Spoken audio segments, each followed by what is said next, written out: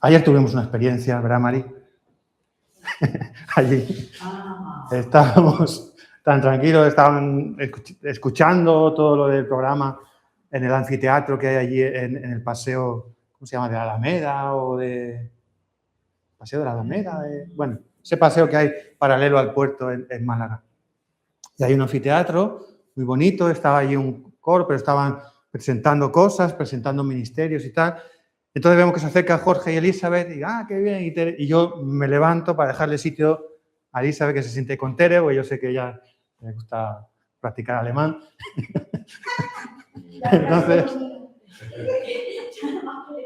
Entonces me levanto y me voy un poquito más para allá y me siento al lado de una señora que estaba así muy atenta y me siento al lado de ella y se levanta de repente y empieza a gritarme: ¡apartaos de mí, estadounidenses malditos!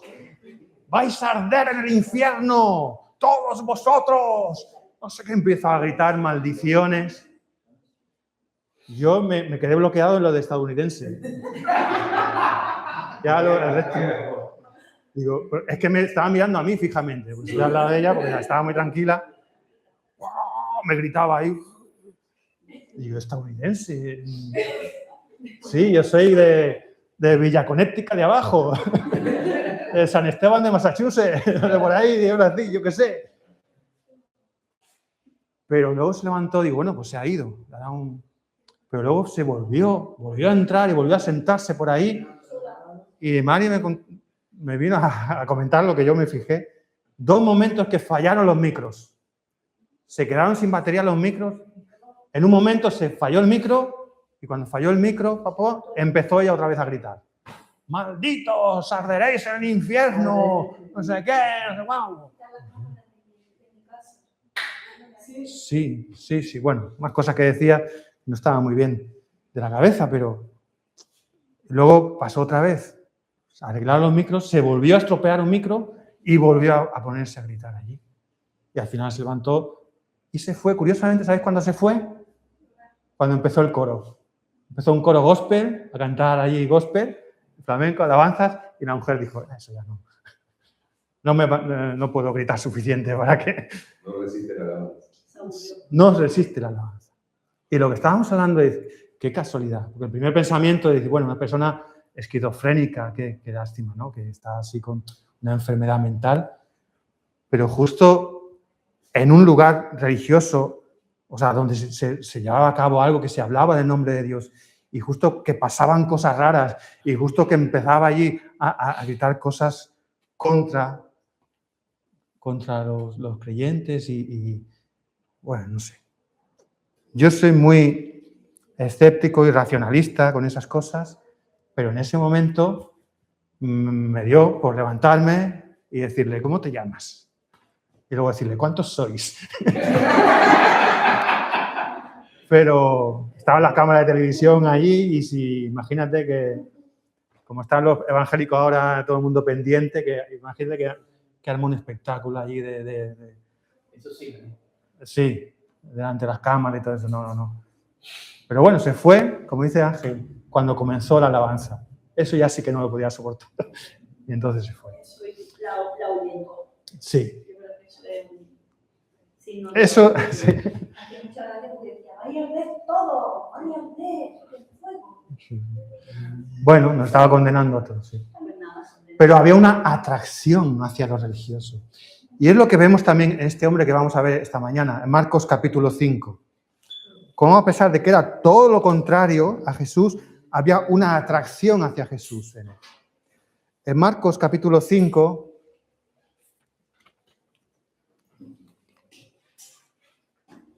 dice: vinieron al otro lado del mar, a la región de los Gadarenos, y cuando salió él de la barca, enseguida vino a su encuentro de los sepulcros un hombre con un espíritu inmundo, que tenía su morada en los sepulcros, y nadie podía atarle ni aun con cadenas, porque muchas veces había sido atado con grillos y cadenas, mas las cadenas habían sido hechas pedazos por él, y desmenuzados los grillos, y nadie le podía dominar. Y siempre de día y de noche andaba dando voces en los montes y en los sepulcros e hiriéndose con piedras. Cuando vio pues a Jesús de lejos, corrió y se arrodilló ante él. Y clamando a gran voz dijo: ¿Qué tienes conmigo, Jesús, Hijo del Dios Altísimo? Te conjuro por Dios que no me atormentes. Porque le decía: sal de este hombre, espíritu inmundo. Y le preguntó: ¿cómo te llamas? Y respondió diciendo: Legión me llamo, porque somos muchos. Y le rogaba mucho que no los enviase fuera de aquella región. Estaba allí cerca del monte un gran hato de cerdos paciendo. Y le rogaron todos los demonios, diciendo: envíanos a los cerdos para que entremos en ellos. Y luego Jesús les dio permiso, y saliendo aquellos espíritus inmundos, entraron en los cerdos, los cuales eran como 2000, y el hato se precipitó en el mar por un despeñadero, y en el mar se ahogaron. Y los que apacentaban los cerdos huyeron y dieron aviso en la ciudad y en los campos, y salieron a ver qué era aquello que había sucedido. Vienen a Jesús y ven al que había sido atormentado del demonio y que había tenido la legión sentado, vestido y en su sano juicio, en su juicio cabal. Y tuvieron miedo. Y les contaron los que lo habían visto cómo le había acontecido al que había tenido el demonio y lo de los cerdos. Y comenzaron a rogarle que se fuera de sus contornos. Al entrar en la barca, el que había estado endemoniado le rogaba que le dejase estar con él. Mas Jesús no se lo permitió, sino que le dijo: vete a tu casa y a los tuyos y cuéntales cuán grandes cosas el Señor ha hecho contigo y cómo ha tenido misericordia de ti. Y se fue y comenzó a publicar en Decápolis cuán grandes cosas había hecho Jesús con él, y todos se maravillaban. Amén. Tenemos una presentación ahí en el escritorio, que pone Marcos 5, si la podemos ver. Pero, ¿os acordáis de la semana pasada que hablábamos, que decía Jesús: pasemos al otro lado? Pasemos al otro lado. Pues aquí ya han pasado al otro lado, que dice: vinieron al otro lado del mar. O sea, Jesús lo estaba llevando a este lugar. Vinieron aquí. Vinieron al otro lado del mar. Y venían de dejar las muchedumbres que le escuchaban y se vienen a encontrar, ¿qué? Un auditorio ahí preparado, un estadio lleno de gente, con un coro y con todo bien organizado, y los ujieres ahí, los diáconos organizados. No. Llegan a ese lugar para encontrarse con una sola persona. Van por una sola persona. ¿Y quién era? ¿Era el alcalde del pueblo? ¿Era el presidente de Decápolis? ¿Era él? No. Era, como decía yo la semana pasada, uno que seguro que los chiquillos del pueblo cuando pasaba le tiraban piedras. Era el más temido y era el más aborrecido y era el más marginado de todos. Esto ocurre en la región de los Gadarenos. Y ha habido mucha especulación acerca de cuál es el lugar exacto, porque hay pocos lugares allí que concuerden con la descripción, pero hay un lugar cerca en esta región que hoy día se llama el Cursi, que está en la parte oriental del mar de Galilea, y allí hay solo una zona donde hay como un acantilado, así que ese tiene que ser el lugar. Y de hecho, los arqueólogos encontraron allí en el siglo V una iglesia bizantina, una iglesia muy antigua, del siglo V, dedicada con motivos de este milagro de Marcos capítulo 5. Y eso estaba en la región, para ellos era la región de los Gadarenos, pero administrativamente se llamaba Decápolis, que significa 10 ciudades, o sea que era una confederación de ciudades. Eran todas ellas ciudades absolutamente paganas, aunque estaban muy cerca, al otro lado de un mar pequeño, estaban muy cerca de los judíos, pero eran absolutamente contrarios a ellos, no tenían nada que ver. Esa ciudad la había fundado Pompeyo en el año 63 a.C. Esa región, esas ciudades, tenían moneda propia, tenían tribunales propios, tenían unos anfiteatros de hasta 8.000 asistentes, tenían una especie de autonomía, ellos, una especie de Unión Europea o Confederación de Ciudades-Estado con su identidad muy marcada y muy diferente a la de sus vecinos judíos. Tenían también templos a Zeus, a Artemisa, a los emperadores convertidos en dioses. O sea, era totalmente lo contrario a de donde venía Jesús y sobre todo a de donde venían los discípulos. Era todo lo contrario, todo lo opuesto. Es decir, vamos a ir del lugar donde estamos con el público de los nuestros, vamos a ir al sitio de los que no nos quieren ni ver. Y eso es lo que hicieron. Y pasaron la tormenta por eso. Así que vamos a ver la actitud de este hombre necesitado, la actitud de Jesús, la actitud de los vecinos y la actitud del hombre una vez transformado. Dice que enseguida vino a su encuentro. Por eso decía yo que hay una especie de atracción de estas personas hacia Jesús o hacia lo religioso. Yo recuerdo un profesor que yo tenía en la universidad, nos hablaba de... Él era sacerdote, aunque no enseñaba de eso, pero hablando de otras cuestiones de lingüística que a veces tienen...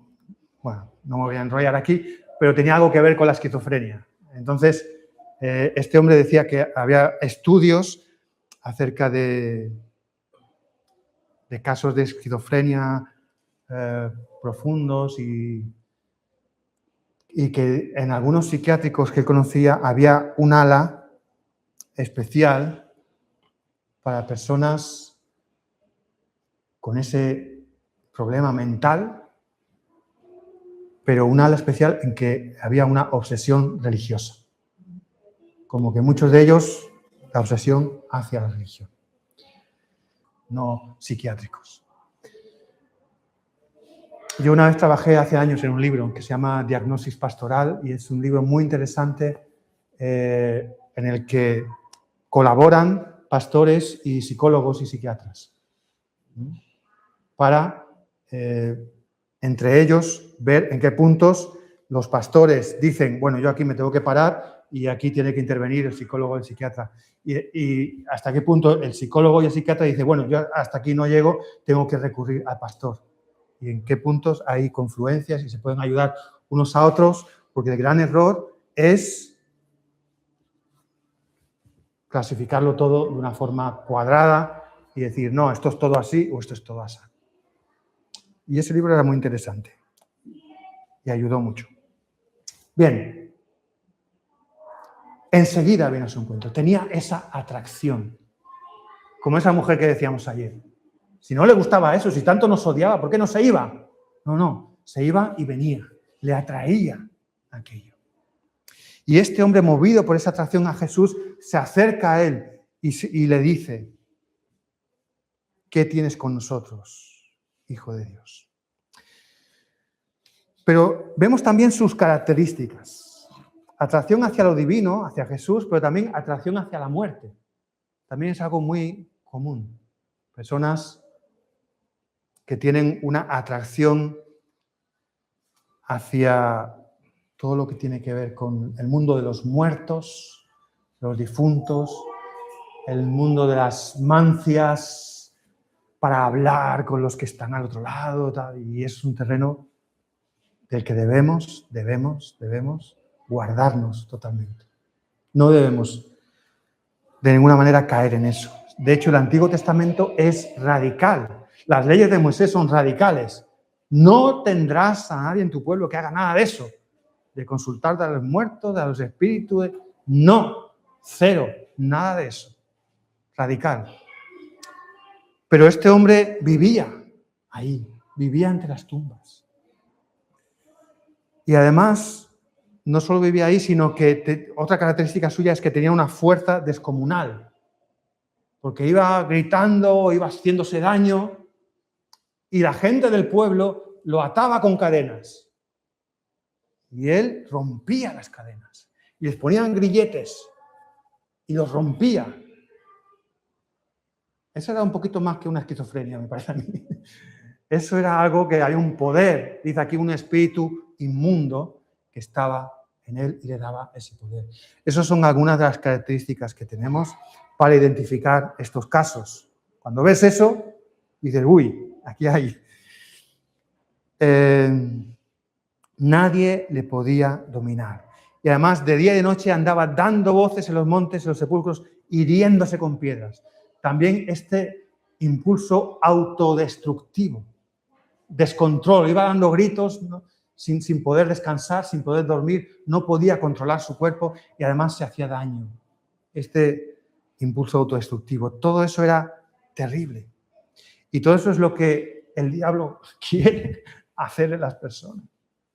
A lo mejor te promete algo muy, muy suculento, muy delicioso, muy apetitoso, pero el diablo, créeme, es un amo muy cruel. Cuando él se apodera de algo, le hace daño. A lo mejor este podría decir, mira qué fuerza tengo, pero qué precio tenía que pagar. Era totalmente autodestructivo. Y vemos en él 3 capas de exclusión. Si nos fijamos en cuanto a la pureza religiosa, había tres razones por las que Jesús no podía ni tocar a ese hombre. Primero, porque vivía en las tumbas, en los sepulcros. Y si leéis el Antiguo Testamento, daréis cuenta que la ley de Moisés y todo el Levítico, todo eso, si tú tocabas algo de los muertos, te quedabas impuro y por varios días no podías ir al templo, no podías hacer esto, no podías hacer lo otro, tenías que hacer rituales de purificación.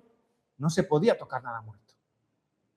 Así que Jesús, si tenía que observar sus leyes, si se hubiera reducido a su religión, Jesús no lo habría tocado, no se habría acercado a él. Porque era alguien que andaba entre los sepulcros, eso era impureza. Además, vivía en un sitio totalmente de paganos y además estaba poseído, dice, por espíritus inmundos, que quiere decir sucios, impuros. Eran razones para que Jesús no se acercara, pero él hizo todo lo contrario. Él se acercó. ¿Y cuántas veces yo me he encontrado con personas que me han dicho, es que Jesús, ¿cómo se va a acercar a mí? ¿Yo cómo voy a tener una relación personal con Jesús? Si yo vivo aquí y yo hago esto y yo tengo esto. Y encontramos capas de exclusión nosotros mismos, pero Jesús rompe todas esas capas. ¿Amén? Lo hizo con la mujer samaritana, lo hizo en tantísimas ocasiones, con los leprosos, con Zaqueo, lo hizo una y otra vez. Y nos lo quiere decir hoy a nosotros. Él rompe esas capas de exclusión que ponen las religiones y que ponemos las personas. Y las cruza para llegar a cada uno.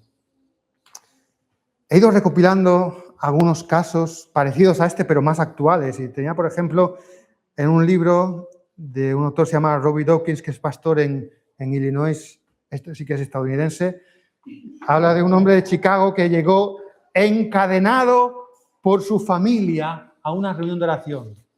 Su familia lo había encadenado porque se ve que rompía cosas en casa y estaba descontrolado y los médicos no podían hacer nada. Lo llevaron a la iglesia, los médicos no tenían explicación para lo que pasaba, lo llevaron a una iglesia encadenado y después de la oración dice que quedó en completa calma.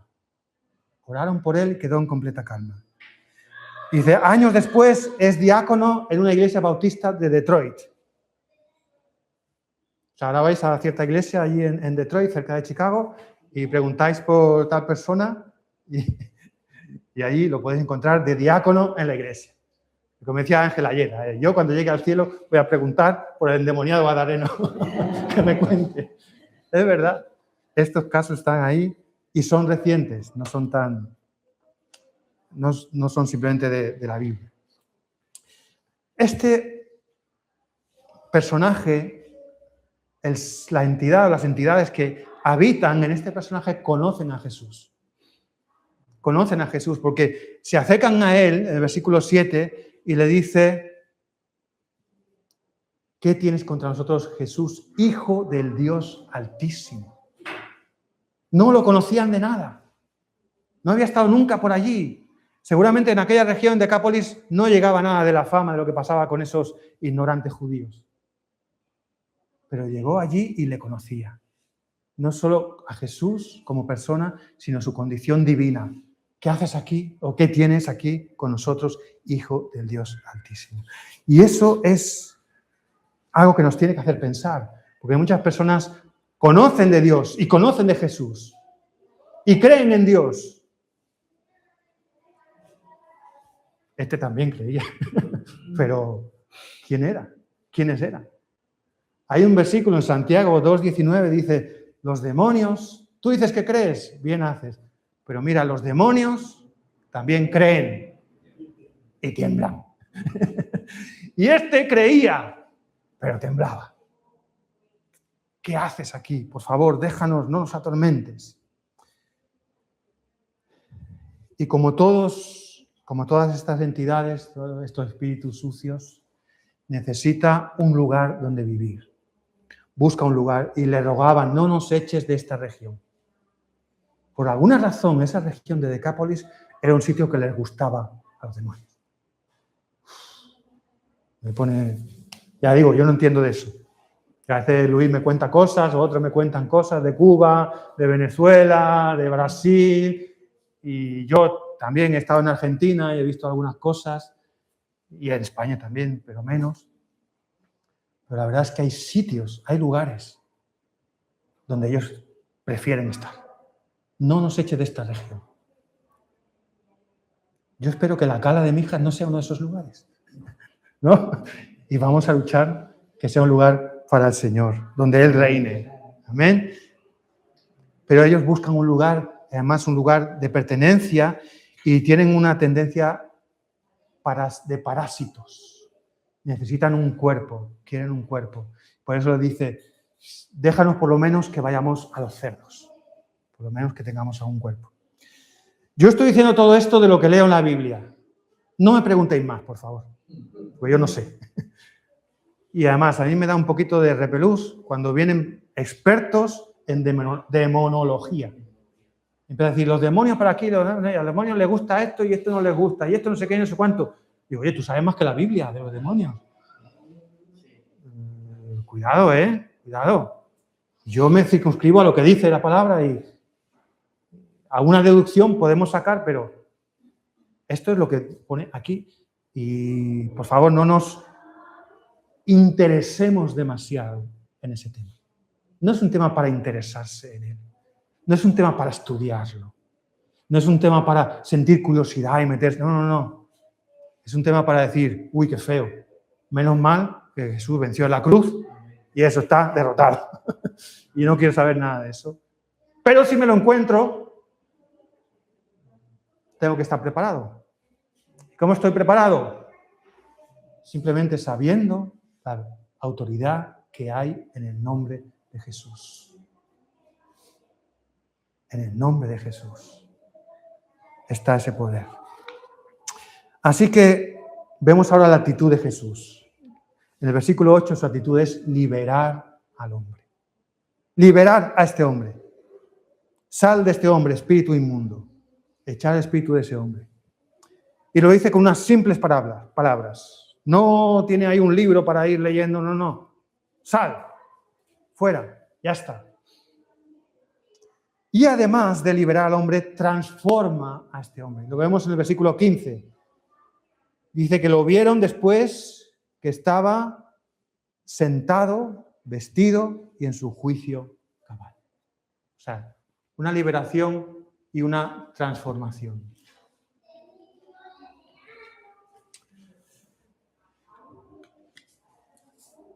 Pero Jesús dirige la mirada de este hombre hacia su verdadera identidad, porque le pregunta, ¿cómo te llamas? ¿Cómo te llamas? Qué interesante, ¿verdad? Jesús sabía cómo se llamaba el hombre en sí, ese ser humano de carne y hueso que estaba delante de él, él sabía cómo se llamaba. Y seguramente sabía cómo se llamaban los otros. Pero le pregunta para que él mismo lo diga. ¿Quién es? ¿Quién soy? Y nosotros estemos endemoniados. No voy a decir eso. Nosotros, aunque no estemos endemoniados, aunque no tengamos ese problema, también tenemos que escuchar esa palabra, esa pregunta. ¿Cómo te llamas? Estamos estudiando Apocalipsis y estamos disfrutando mucho una y otra vez cómo se habla de eso, un nombre nuevo. Y les pondré mi nombre, inscribiré su nombre y una piedrecita con un nombre nuevo. Nombre, nombre, nombre. Habla tanto de nuestra identidad, nuestra nueva identidad. Y este hombre tenía que decirlo por sí mismo. ¿Y quién habló? No habló el hombre, habló lo que tenía dentro. Dijo, Legión. Uf, Legión me llamo porque somos muchos. Legión. La legión era, sí, lo reglamentario eran 6.000, pero muchas veces eran de 2.000, 4.000, 6.000. Pero una legión como tiene que ser completa, eran 6.000. 6.000 ahí metidos. No sé, luego vemos que se meten en los cerdos y los cerdos eran 2.000. Pues también se tuvieron que repartir ahí. Pero eran muchos, más de 2.000 seguro. Más de 2.000 seguro. Yo no entiendo, insisto otra vez, que no entiendo mucho de eso. Pero entiendo que este hombre no era el dueño de su vida. Otro era el dueño de su vida. Y eso es lo que Jesús quiere que nosotros descubramos cuando Él nos pregunta, ¿cómo te llamas? Cuando te dice cómo te llamas, en parte te estás preguntando eso. ¿Quién eres en realidad? ¿Y quién es el dueño? ¿Quién maneja tu barca? Como decíamos la semana pasada, ¿quién maneja tu vida? Ese mismo hombre que nadie podía atar, que rompía cadenas, que vivía entre tumbas, que se hacía daño con piedras, lo vemos en el versículo 15, que está sentado, ya tiene reposo, que está vestido, ya tiene dignidad, y que está en su sano juicio, ya ha recuperado su identidad, su persona, cuando Jesús lo libera. Y es Jesús el que nos da lo mismo también a nosotros. Insisto, no tenemos por qué mirar a este endemoniado como algo tan lejano a nosotros. Nosotros, aunque no tengamos ese problema, aunque no hayamos caído en eso, también necesitamos esto. También necesitamos el reposo que nos da, la dignidad que nos da, la identidad que nos da. Reposo, dignidad, identidad. Que estás sentado. A esos versículos tan importantes en Efesios que nos dice que estamos sentados con Cristo en los lugares celestiales. Estamos sentados. Cuando hemos conocido a Él, podemos descansar. Podemos descansar de nuestros esfuerzos, de nuestras obras, confiar en Él. Estamos vestidos y ya no estamos desnudos. Y también el apóstol Pablo lo dice muchas veces en sus cartas, que la vida nueva es como eso, es como vestirnos de un nuevo hombre, de una nueva mujer, de un nuevo ser. En Cristo, vestirnos de Cristo. Y ya estamos en el juicio cabal. Ya tenemos el dominio propio y tenemos nuestra identidad. Sabemos quiénes somos, sabemos quién controla nuestra vida. También buscando casos encontré uno de una misionera en Mozambique llamada Heidi Baker. Y esto es de 2003, no hace mucho. Ella dice que había un hombre que vivía también completamente desnudo en las afueras de una ciudad donde ella trabajaba y que estaba también, se pegaba con piedras todo el rato y nadie se le podía acercar.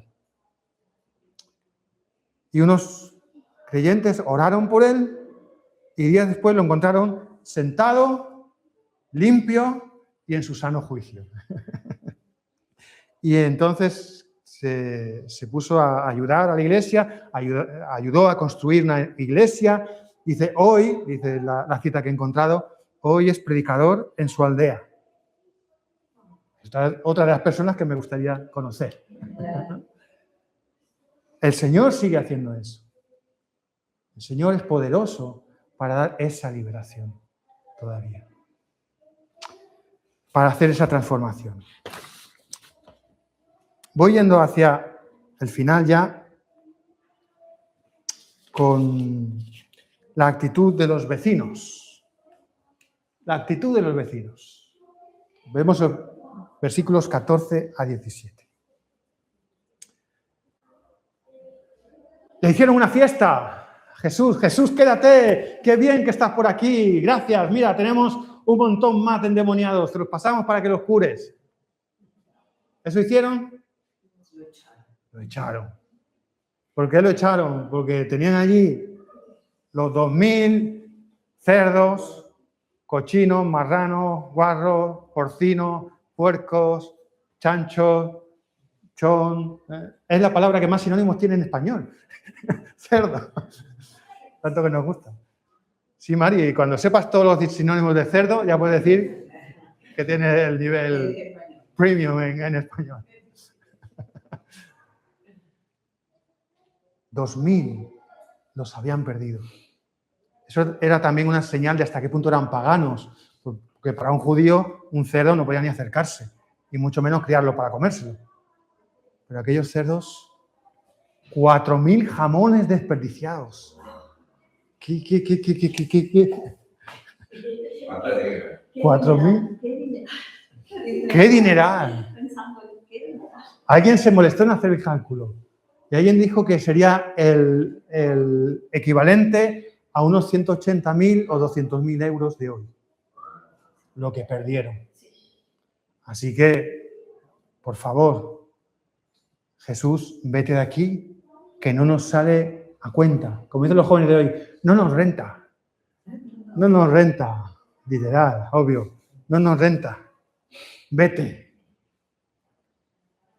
Hay un fenómeno que la Asociación Psicológica Americana acuñó en el año 2009. Se llama neofobia social. Y es una reacción de las sociedades, de los grupos humanos, a los cambios que se producen en su seno. Cuando hay algunas personas en un grupo humano que cambian, aunque sea un cambio para bien, el grupo no lo acepta. Porque un cambio para bien dentro de un grupo que tiene su propia dinámica, su propia narrativa, como se dice ahora, es algo que cuestiona al grupo. Cuestiona al grupo. Como diciendo, bueno, estaba entre nosotros y estaba así y tal, pero ahora ha cambiado para bien. Y eso, en cierta forma, está poniendo la lupa sobre nosotros, de que no estamos bien nosotros. Y hay un rechazo a eso también. No solo por la parte económica de los cerdos, sino también por eso. Y yo me he encontrado muchas veces con eso. De personas que preferían que sus hijos se fueran de botellón por ahí sin saber qué estaban haciendo en toda la noche, preferían eso a que se fueran a un retiro de un campamento de jóvenes cristianos. Sí, hay padres que prefieren eso, porque dicen, uy, esos cristianos, ¿qué les van a enseñar a mis hijos? Se van a meter en una secta, no sé qué, no sé cuánto. Prefiero que ande borracho y vomitando por ahí, pues por lo menos lo que hace todo el mundo. Por lo menos no me van a señalar. Bueno, sí, en España es así, pero bueno. Ese rechazo existe, incluso a lo bueno. Y ellos tuvieron miedo y echaron a Jesús, lo rechazaron. Y eso ha ocurrido también. También he buscado ejemplos y he encontrado varios de misioneros que han llegado a un lugar. Aquí tenía apuntado uno de una persona que fue en los años 70, a finales de los años 70, en el barrio más problemático de Hong Kong, un sitio donde la dependencia del opio era tan terrible que estaba la sociedad destrozada, y llegó y empezó a convertirse gente. Empezaron a hacerse cristianos, los drogaditos del barrio, pero un montón. ¿Y sabéis qué pasó? ¿Le pusieron una medalla? No. Vinieron los camellos del barrio y la echaron de mala manera. No le permitieron quedarse allí. Porque hay intereses en contra de los cambios, aunque sean cambios para bien.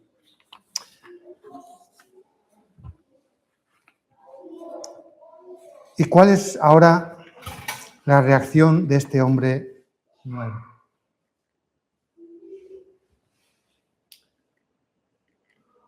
La reacción del hombre nuevo. Él tiene deseo de seguirle. Quería quedarse con el Señor. La gente de su pueblo decía, vete, vete, vete. Y él decía, quédate, quédate aquí. Quiero quedarme contigo. ¿Pero qué le dice Jesús? Dice, no, te toca quedarte aquí. Tienes una misión aquí. ¿Y sabéis qué nos recuerda eso?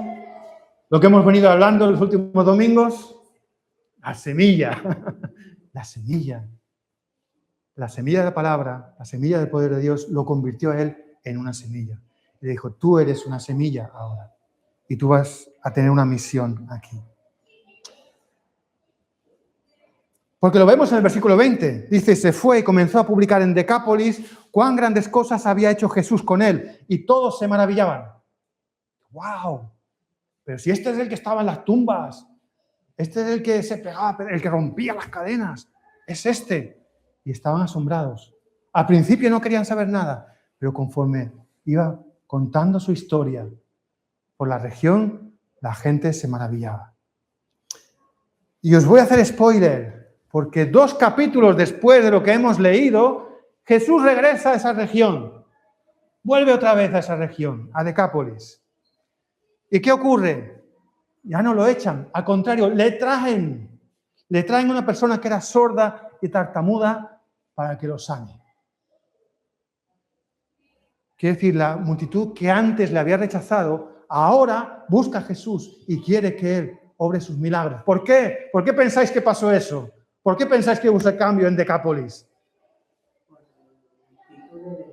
Por este que se quedó, el hombre transformado que se quedó allí. Y cuando el Señor nos toca, el Señor nos transforma, a lo mejor nos pide que nos quedemos en un sitio que no nos gusta. No, Señor, yo quiero ir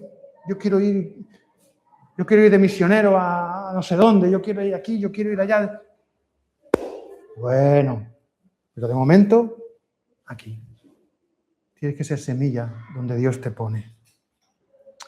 Después, aún más, en Marcos capítulo 8, un poco después, miles de personas siguen a Jesús. Hay miles de personas siguiendo a Jesús. Hasta el punto de que él, el segundo milagro de multiplicación de panes y peces, lo hace allí. En Marcos capítulo 8, en Decápolis. Y había miles de personas que querían escuchar de Jesús. Por esa persona que sembró en ese lugar. Y os cuento algo más que yo no sabía, que lo he descubierto estos días, que fue que cuando se produjo la destrucción de Jerusalén, que fue algo dramático y traumático para todos los que vivían allí y tuvieron que huir, como profetiza también en Mateo 24, tuvieron que huir para donde pudieron. Eso fue en el año 69, 70 después de Cristo. La historia dice que uno de los principales refugios para los cristianos que huían de Jerusalén, se refugiaron muchos de ellos en la ciudad de Pela, que es una ciudad principal de Decápolis. La semilla de aquel hombre había convertido aquella región en un sitio de refugio para los cristianos. Así que yo voy a mi conclusión. Esto es lo que Jesús le contesta cuando él quiere seguirle.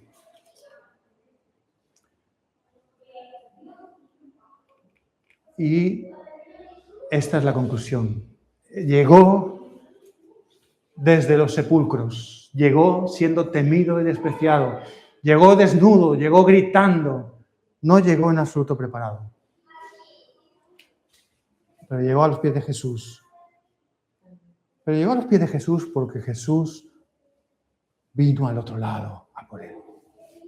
Y nosotros podemos decir, yo voy a los pies de Jesús, pero de nada serviría que tú dijeras, voy a los pies de Jesús, si Él no hubiera venido a este lado a buscarte. Y es lo maravilloso. Él, siendo Dios, no estimó su divinidad como algo a lo que aferrarse, sino que se hizo hombre. Se hizo hombre.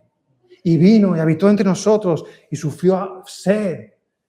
Y sufrió dolor en muchos sentidos, pero además llegó hasta la muerte y la muerte de la cruz, porque así en la cruz Él cargó con nuestra deuda, con nuestro pecado, con nuestra culpa, con nuestros fracasos, para que ahora nosotros podamos venir a Él y decir, Señor, mira, yo ni sé cómo me llamo. Señor, ponme un nombre. Ponme un nombre, Señor. Libérame de mis cadenas. Estas cadenas yo las rompo. Las cadenas que me ponen intentando ayudarme o contenerme, yo las rompo. Pero es que yo tengo unas cadenas más grandes, más fuertes, y necesito que tú rompas las cadenas. Solo tú puedes hacerlo.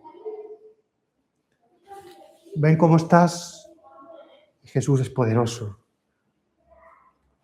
para darte vida, identidad, dignidad, por toda la eternidad. Porque lo ha hecho no solo para esta vida, sino para toda la eternidad. Llegó como estaba esa piltrafa humana, diríamos nosotros, el temido, el despreciado por todos. Jesús lo transformó. Su palabra fue semilla y la nueva vida de este hombre fue semilla. También nosotros seamos semillas donde Dios nos pone. Amén.